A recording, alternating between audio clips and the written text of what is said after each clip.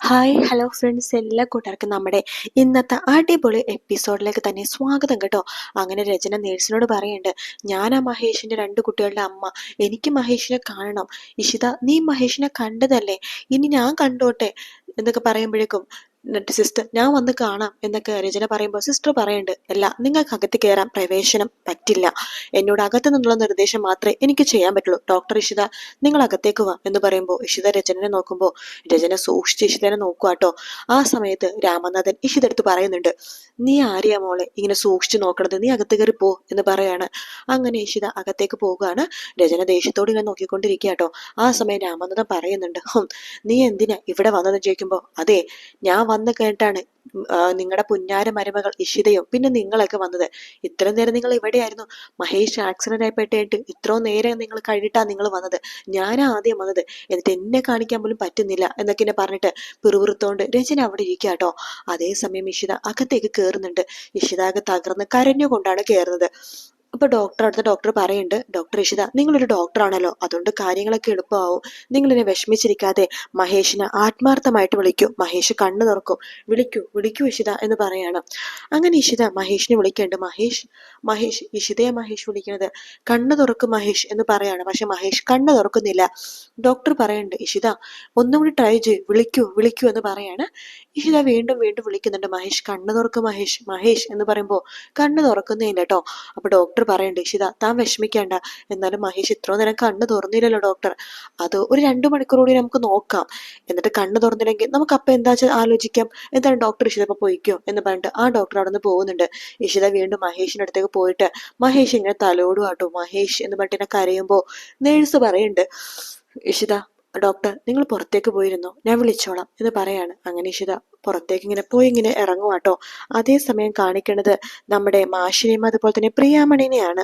മാഷ് പറയുന്നുണ്ട്, ഈ സമയം രാമനാഥനെ താങ്ങായിട്ട് ഞാൻ ഹോസ്പിറ്റലിൽ പോവേണ്ടതായിരുന്നു എന്ന് പറയുമ്പോഴേക്കും സുചിത്ര പറയുന്നുണ്ട്, ഇളയച്ച ഇപ്പൊ ഹോസ്പിറ്റലിൽ പോകണ്ട, ഇളയച്ചന് നിൽക്കാൻ പോലുമുള്ള ആവത് ഇപ്പൊ ഇല്ല.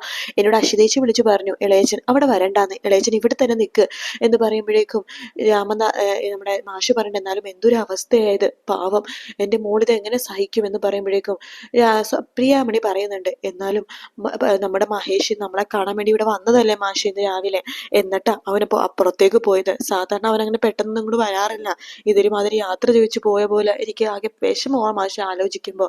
ഒന്നും സംഭവിക്കണോ, താനൊന്നും വിചാരിക്കല്ലേ എന്ന് പറയുമ്പോഴേക്കും സുചിത്ര പറയണ്ട, എല്ലാത്തിനും കാരണക്കാരി ഞാനൊരു ഭാഗ്യം കെട്ടവളാ, ഭാഗ്യദോഷി. വിനോദിനെ ഇറക്കാനുള്ള തിടുക്കത്തിലാ മഹേഷ് ഏട്ടൻ കാർ എടുത്തോണ്ട് പോയത്. ഇപ്പൊ വിനോദ് ഇറങ്ങിയില്ല, മഹേഷ് ഏട്ടന് ആക്സിഡന്റും പറ്റി, എല്ലാം എന്റെ ജാതകദോഷം കൊണ്ടാ, ഒരു ഭാഗ്യദോഷി എന്നൊക്കെ പറഞ്ഞിട്ട് സുചിത്ര അകത്ത് കയറി പോവാട്ടോ. പ്രിയാമണി പറയുന്നുണ്ട്, മാഷിന് ഓർമ്മയുണ്ടോ, ആദ്യം ഇവർ ടൂർ പോകാൻ പോയപ്പോ ചിപ്പിക്ക് അപകടം പറ്റി, ഇപ്പോ രണ്ടാമത് ടൂർ പോകുമ്പോ മഹേഷിന് അപകടം പറ്റി, അവർക്കൊരു കുടുംബജീവിതം പറഞ്ഞിട്ടില്ലേ മാഷെ. എടോ, താൻ ഇങ്ങനെ ചിന്തിക്കല്ലേ, താൻ ഇങ്ങനെയൊക്കെ പറഞ്ഞ ഞാൻ എന്ത് മറുപടിയാ പ്രിയാമണി പറയേണ്ടത് എന്ന് മാഷ് ഇങ്ങനെ പറയാണ്. എനിക്കെന്നാലും ആലോചിക്കുമ്പോൾ സങ്കടം സഹിക്കാൻ പറ്റുന്നില്ല എന്ന് പറഞ്ഞിട്ട് പൊട്ടിക്കരയാട്ടോ പ്രിയാമണി. ആ സമയത്ത് സുചിത്ര വീണ്ടും അകത്തുനിന്ന് പുറത്തേക്ക് വരുന്നുണ്ട്. എന്നിട്ട് പറയുന്നുണ്ട് പ്രിയാമനടുത്ത് മാഷിനോടും, ഞാനിപ്പോ ഇഷിതേച്ചിനെ വിളിച്ചിരുന്നു, ഇഷിതേച്ചി മഹേഷേട്ടനെ കാണാൻ അകത്ത് കയറിയായിരുന്നു, ഇഷിതേച്ചി വിളിച്ചിട്ടൊന്നും മഹേഷേട്ടൻ എഴുന്നേറ്റില്ല, വെന്റിലേറ്ററിൽ കിടക്കുന്ന പോലെ മഹേഷേട്ടൻ കിടക്കുന്നത്, ഇഷിതേച്ചി പൊട്ടിക്കരഞ്ഞോണ്ടിരിക്കുക എന്ന് പറയുമ്പോഴേക്കും പ്രിയാമണി പറയണ്ട, എന്റെ ദൈവമേ, എന്റെ മോളിത് എങ്ങനെ സഹിക്കും എന്ന് പറഞ്ഞ് പൊട്ടിക്കരയാണ് പ്രിയാമണി. മാഷും കരയുന്നുണ്ട് കേട്ടോ. അതിനുശേഷം കാണിക്കുന്നത് ലയേനെയാണ് കേട്ടോ. ലയ മനസ്സിനടുത്തേക്ക് ഓടി വരുവാണ്. ഏടത്തി എന്തിനാ കരഞ്ഞുകൊണ്ട് പുറത്തേക്ക് ഓടിയത് എന്ന് ചോദിക്കുമ്പോ മനസ്സിന് പറയണ്ട്, അപ്പൊ നീ അറിഞ്ഞില്ലേ, മഹേഷിന്റെ കാർ നിയന്ത്രണം വിട്ട് എവിടെയോ പോയി ഇടിച്ചു, മഹേഷ് ഹോസ്പിറ്റലിലാണ് സീരിയസ് ആയിട്ട്. ഓ, അപ്പോ അയാള് ചത്തുപോകോ? അറിയില്ല, മഹേശ്വർ പറയണ കേട്ടിട്ട് 10% പോലും ചാൻസ് ഇല്ല രക്ഷപ്പെടാൻ എന്നിങ്ങനെ പറഞ്ഞുകൊണ്ടിരിക്കുകയാണ് കേട്ടോ. അവർ രണ്ടും സംസാരിച്ചുകൊണ്ടിരിക്കുകയാണ്. ആ സമയത്ത് അഷിത അല്ല, സോറി, നമ്മുടെ മനസ്സുനി പറയുന്നുണ്ട്, ഇനിയിപ്പോ രചന വിവരങ്ങളൊക്കെ അറിഞ്ഞു കാണുമായിരിക്കും, അമ്മ ഒരു കാര്യം ചെയ്യും, രചനനെ വിളിക്കുക, രചനയാകുമ്പോഴേക്കും കാര്യങ്ങളൊക്കെ അറിയാലോ എന്ന് പറയാണ്. അപ്പൊ തന്നെ മനസ്സുനി രചനനെ വിളിക്കുകയാണ്. ഹലോ രചന, നീ ഇപ്പൊ എവിടെയാ, ഹോസ്പിറ്റലിലാ, നീ കാര്യങ്ങളൊക്കെ അറിഞ്ഞിരുന്നോ? അറിഞ്ഞിട്ട് ആന്റി ഹോസ്പിറ്റലിൽ വന്നത്. ഞാൻ ഹോസ്പിറ്റലിൽ വന്നപ്പോ ഇവിടെ ആരും ഉണ്ടായിരുന്നില്ല, മഹേഷിന്റെ ഭാര്യ എന്ന് പറഞ്ഞവളോ വീട്ടുകാരോ ആരും ഉണ്ടായിരുന്നില്ല, മറ്റേ ഓപ്പറേഷന്റെ സമ്മതപത്രത്തിൽ ഒപ്പിട്ട് കൊടുത്തത് പോലും ഞാനായിരുന്നു എന്ന് പറയാണ്. എന്നിട്ട് ഇപ്പോഴാ മഹേഷിന്റെ ഭാര്യ ഇഷിതയൊക്കെ വന്നത് എന്ന് പറയാണ്. എനിക്കിത് സഹിക്കാൻ പറ്റുന്നില്ല ആന്റി. ഓ അപ്പൊ അവിടെയും നിന്റെ ആവശ്യം വേണ്ടി വന്നു അവർക്കല്ലേ? മഹേഷിനെതിരെ ആപത്തെത്തിയ ആദ്യം ഓടിത്തന്നെ നീ തന്നെയാണെന്ന് നീ ഒരിക്കലും കൂടി തെളിയിച്ചു. അതെ ആന്റി, എന്റെ കുട്ടികളുടെ അച്ഛനല്ലേ മഹേഷ്. ഞാൻ മഹേഷിന്റെ ജീവിതത്തിലേക്ക് തിരിച്ചു കൊണ്ടുവരും ആന്റി. എന്റെ മഹേഷിനെ ഞാൻ കൊണ്ടുവരും. ആന്റി വെച്ചോ, ഞാൻ എന്തിനുണ്ടെങ്കിലും വിളിച്ചോളാം എന്ന് പറഞ്ഞിട്ട് രചന ഫോം വെക്കുവാട്ടോ. ആ സമയത്ത് മനസ്സിന് പറയണ്ട് രചന അവിടെയുണ്ട്, അവളാണെന്ന് ആദ്യം എത്തിയത്, സമ്മതപത്രത്തിലൊക്കെ ഒപ്പിട്ട് കൊടുത്തത് അവളായിരുന്നു എന്ന് പറയാണ് ലയെടുത്ത്. ആ സമയത്താട്ടോ അഷിത അങ്ങോട്ടേക്ക് വരുന്നത്. ഇടി നിക്കടി, എവിടെ എവിടെ പോവാടി നീ? ഞാൻ മഹേഷിനെ കാണാൻ വേണ്ടി പോവാ. ഓ അവൻ ചത്തിട്ട് പോയാ പോരി നിനക്ക്, ഇങ്ങനെ കണ്ണിച്ചുരാതെ സംസാരിക്കലേ അമ്മേ. അല്ല അവൻ ICU കിടക്കുവാണല്ലോ. ICU കിടക്കണ ആളെ നിനക്ക് എങ്ങനെ കാണാൻ പറ്റുമോടി? എനിക്ക് ഇഷുവിനെങ്കിലും കാണണം എന്ന് പറയാണ്. ഓ ഇനിയിപ്പൊ അവിടെ പോയി തുള്ളാത്തതിന്റെ കുറവേ ഉള്ളൂ അവൾക്ക്. അവിടെ പോയിട്ട് ഒരു കാര്യമില്ല. മഹേഷ് സുഖപ്പെട്ടാലേ ചിലപ്പോ വാർഡിലേക്കോ റൂമിലേക്കോ അങ്ങനെ മാറ്റും. അപ്പൊ പോയി കണ്ടാൽ മതി, അല്ലാതെ പോയി കാണേണ്ട ആവശ്യമൊന്നുമില്ല എന്നിങ്ങനെ പറയാണ്. അത് കേട്ടുകൊണ്ട് നമ്മുടെ മാധവ് അങ്ങോട്ടേക്ക് വരുന്നുണ്ട്. എന്താ ഇവിടെ പ്രശ്നം എന്ന് ചോദിക്കുമ്പോ നമ്മുടെ അഷിത പറയുന്നുണ്ട്. അതെ മാധവ്, മഹേഷിന് ആക്സിഡന്റ് പറ്റി ക്രിട്ടിക്കലായിട്ട് ഹോസ്പിറ്റലാണ്. ഞാൻ അവിടേക്ക് പോകാൻ പോയപ്പോഴേക്കും അമ്മ പോവണ്ടെന്ന് പറയാ. അയ്യേ നമുക്ക് നാണമില്ലേ ഇങ്ങനെയൊക്കെ പറയാനായിട്ട്? ഹോസ്പിറ്റലിൽ കിടക്കുന്നത് അഷിതേച്ചിയുടെ അനിയത്തിന്റെ ഭർത്താവാണ്. അതുകൊണ്ട് അവർക്ക് ഹോസ്പിറ്റലിൽ പോകണമെന്ന് ആഗ്രഹം ഉണ്ടാവില്ലേ? എല്ലാച്ചി എങ്ങനെയുണ്ട് ഇപ്പൊ മഹേഷിന്? അത് ക്രിട്ടിക്കൽ എന്നാ പറഞ്ഞത്. ചേച്ചി ഒരു കാര്യം ചെയ്, ആപത്ത് സമയത്ത് കൂടില്ലാത്ത കൂടപ്പിറപ്പ് പിന്നെ എന്തിനാ ചേച്ചി പോവാൻ നോക്ക്, ആരും ഏടത്തിന് തടയില്ല എന്ന് പറയാണ്. അങ്ങനെ അഷിത അവിടെ നിന്ന് പോവാണ്. ആ സമയത്ത് മനസ്സിന് പറയണ്ട്, ചേ നീ എന്തിനാടാ അഷിതനെ അങ്ങോട്ട് വിട്ടത്? പിന്നെ ആരെ വിടണമായിരുന്നു? അമ്മക്കൊന്നും നാണമില്ലേമേ ഒരാൾ ആക്സിഡന്റ് ആയി കിടക്കുമ്പോഴും ഇങ്ങനെയൊക്കെ സംസാരിക്കാനായിട്ട്? നിങ്ങൾക്കിപ്പോ ഇഷിതനെ കുറിച്ച് ആലോചിച്ച് സന്തോഷമായിരിക്കും. കാരണം മഹേഷിനെ പറ്റിക്കഴിഞ്ഞാൽ ഇഷിത വിധവയാവുമല്ലോ.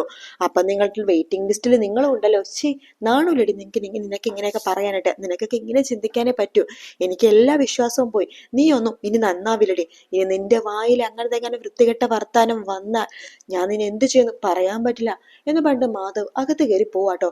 മാധവ് പോയി കഴിയുമ്പോഴേക്കും ലയ മനസ്സിനടുത്ത് പറയണ്ട്, കണ്ടില്ല അമ്മേ, അമ്മയുടെ മോനെ ഇപ്പൊ സന്തോഷമാ. ഇഷിതേനെ സ്വന്തമാക്കാലോ, വിധവയായി കഴിഞ്ഞാൽ അവനെ സ്വന്തമാക്കാലോ, അതിന്റെ സന്തോഷം അവന് എന്ന് പറയുമ്പോഴേക്കും മനസ്സിനെ പറയണ്ട്, മതിലയെ നിർത്ത്, അവനെ കുറിച്ച് കൂടുതലൊന്നും നീ പറയാൻ നിൽക്കണ്ട, മതി നിർത്ത് എന്ന് പറയാണ്. അതിനുശേഷം മനസ്സിന് ഇങ്ങനെ നിക്കാട്ടോ. ലയ അകത്ത് കയറി പോകുന്നുണ്ട്.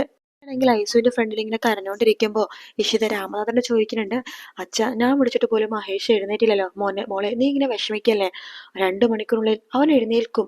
എന്റെ മോനെ ഭയങ്കര മനസ്സിന് ധൈര്യമുള്ളവനാ, അവൻ ഈ പ്രതിസന്ധിയൊക്കെ നേരിടും മോളെ, നീ വിഷമിക്കല്ലേ, അവൻ തിരിച്ചു വരും എന്നിങ്ങനെ പറയാണ്.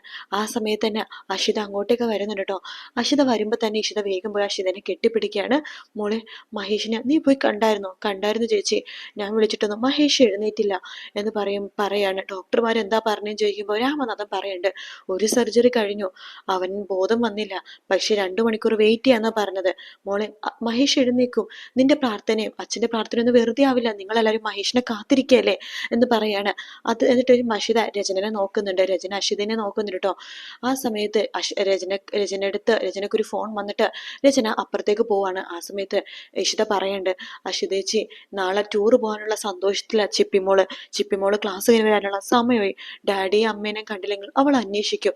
ഡാഡിക്ക് ആക്സിഡന്റ് പറ്റിയെന്ന് പറഞ്ഞാൽ അവൾ തകർന്നു പോവും. മഹേഷിനെതിരെ പറ്റിക്കഴിഞ്ഞാൽ പിന്നെ അവൾ ആകെ തകർന്നു പോവും യശിതേച്ചി എന്ന് പറയാണ്.